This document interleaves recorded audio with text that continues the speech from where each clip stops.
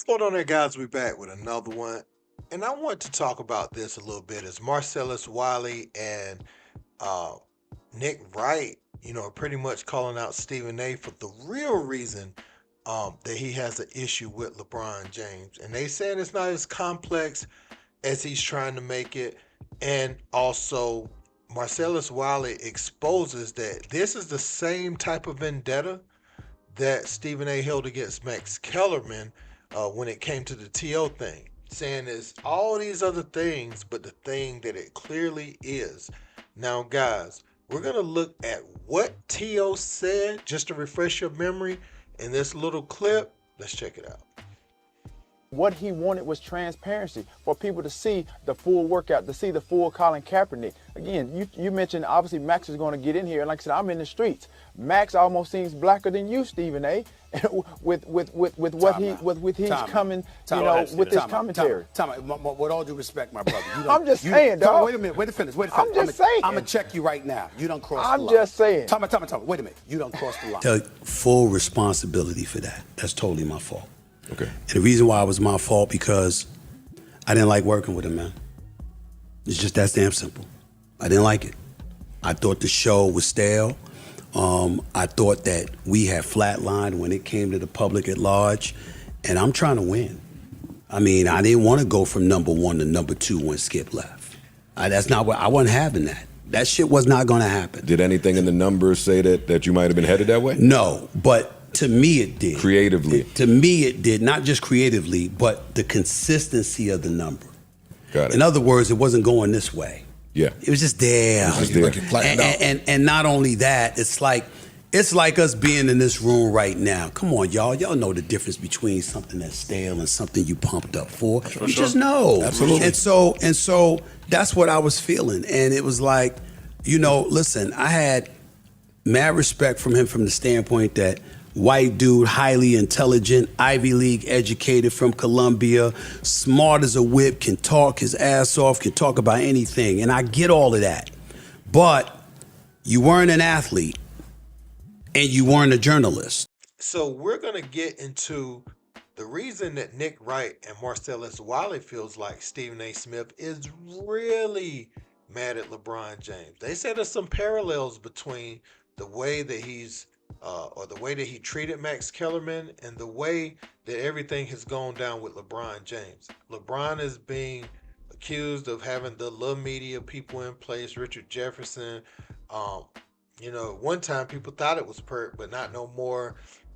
Shannon Fry and several others. You've had Michelle Beadle come out and say LeBron was pulling strings at ESPN to try to get her off the network. But they're saying that no, Stephen A. Smith, Michael Wilbon, and some others have been Jordan guys in the media to kind of combat LeBron's presence in media somewhat. But let's check out what these guys had to say. Let's peep. Stephen A. Smith not admitting the real reason he mad at LeBron is just because simply I just like Jordan and Jordan texts me back. So it's like I can stay there. Mm-hmm. And this whole GOAT, he going to play it off like it's about the GOAT for LeBron. You remember when him and Max got into it? And he used to act like it was everything else except what was the one reason where everybody was like, nah, we think it's because T.O. said that Max was blacker than you. Right. And then he went on a world tour. Remember all them podcasts he did? Joe Budden and all them dancing around. All that dog. When you ever going to dress, it had to get to you because shit flipped 180 quick. Immediately. Right? He never recovered after that. And you won't recover until you address the illness, not the symptoms. So that's the one thing about people. When we're not stupid, dog. The wisdom of the crowd is massive. Yep. People, there's millions and millions of people following him, dissecting every word. Raise your hand. I know. I'm listening to these words. I'm like, yeah, that's cute. It's like when your kids come up to you and lie. You just be like, dog, okay. When you going to tell me the part that I need to know? Like everything else you said was cute and it sounded great in your head in the bathroom.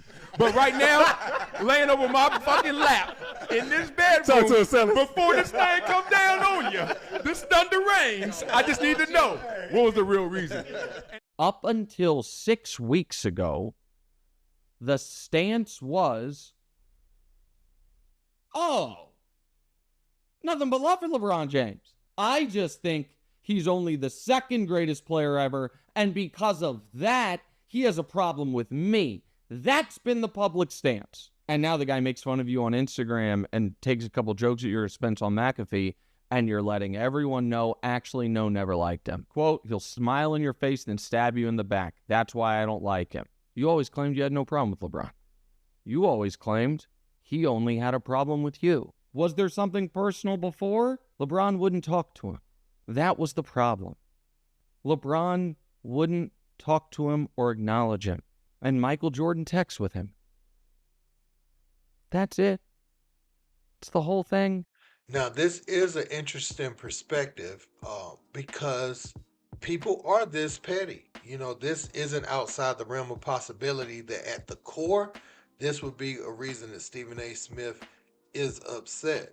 You know, now I will say that we don't know exactly what went on behind the scenes. I remember Stephen A. coming out before LeBron went to Miami, and he was out ahead of it, saying that's where he believed LeBron is headed.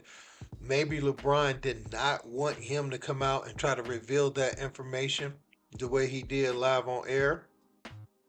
But I do remember, you know, back at that time, and the reason I say that is because LeBron on Pat McAfee's show said the time that he kind of lost his trust in media was around the time of the decision. So he stopped letting them control the narrative completely, and he you know, that's when he started looking at wanting to create his own stuff, you know, putting the plays in motion to create the shop, to create was it Uninterrupted and everything in between, taking the only interviews that he want to do, fulfill his obviously his post game, pre-game practice interview, NBA obligations. But I'm talking about just going and doing somebody's interview or, you know, extra. You don't really see LeBron doing that, man. You don't see him doing that.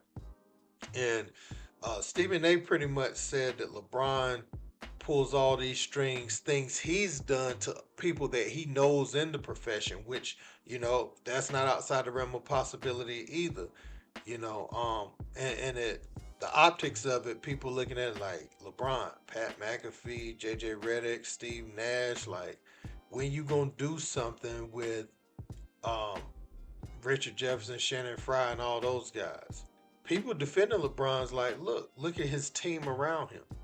He's got those guys in position, all of them in prime position to do whatever they want to do, reach all of their goals in their respective professions. So is there anything that you can really say, because he's taking care of the ones closest to him, right? And obviously LeBron does other things behind the scenes as well, but you know, you can look at him and see that all his guys are in position right now. So who cares if he doesn't get someone from the NBA?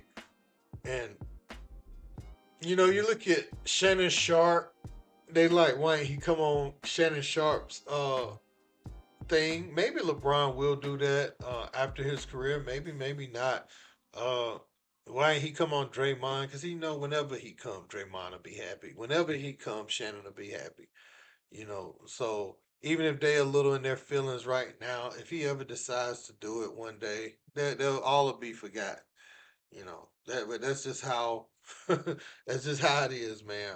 Let me know what you guys think about this in the comments. Though, do you agree with Nick Wright and Marcellus Wiley, or do you think, you know, Stephen A. has a real legitimate gripe against some of the things LeBron is doing behind the scenes? We can only speculate, but I want to hear your thoughts, theories, information you've gathered. Don't forget to like, share, and subscribe. Till next time, peace.